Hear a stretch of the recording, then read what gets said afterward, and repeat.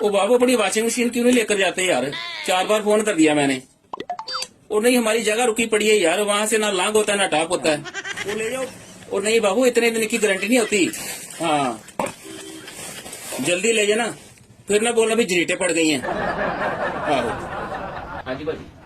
भाई मेरी इस्त्री करंट बड़ा मार दी यार, ठीक हो जूगी? ਉਹ ਭਰਾ ਤੇਰੀ ਕੱਲੇ ਦੀ ਨਹੀਂ ਮਾਰਦੀ, ਸਾਰਿਆਂ ਦੀਆਂ ਮਾਰਦੀਆਂ ਵਾ। ਸਾਡੇ ਵਾਲੀਆਂ ਦੇ ਕਦੀ ਕਦੀ ਡਾਂਗੋ ਹੀ ਮਾਰਦੀਆਂ ਹਨ। ਨਹੀਂ ਨਹੀਂ ਭਾਜੀ, ਆ ਇਸਤਰੀ। ਉਹ ਮਾਮਾ ਇਹਨੂੰ ਪ੍ਰੈਸ ਕਹਿੰਦੇ ਆ। ਤੂੰ ਮਦਰਾਸ ਤੋਂ ਆਇਆ ਹੋ? ਲੱਗਦਾ ਇਸਤਰੀ ਦਾ। ओ नहीं नहीं भाजी, आप हिंदी में गल कर रहे थे ना, इसलिए मेरी भी हिंदी निकल गई। ਉਹ ਨਹੀਂ ਯਾਰ, ਉਹ ਭਈਏ ਦਾ ਫੋਨ ਸੀਗਾ। ਇਹ ਸਾਲੇ ਆ ਪੰਜਾਬੀ ਬੋਲਣ ਲੱਗ ਪਏ ਆ, ਸਾਨੂੰ ਹਿੰਦੀ ਬੋਲਣ ਲਾਤਾ ਇਹਨਾਂ ਨੇ। 1 ਮਿੰਟ ਭਾਜੀ ਬਾਜੂ, ਆ ਪੱਖਾ ਮਾੜਾ ਠੀਕ ਕਰ ਲੈਂਦੇ ਮੈਨੂੰ। ਉਹ ਯਾਰ ਪਲਾਸ ਕਿੱਥੇ ਗਿਆ? ਇੱਥੇ ਬੈਠ ਹੁਣੇ। ਉਹ ਤੂੰ ਚੱਕਿਆ ਪਲਾਸ?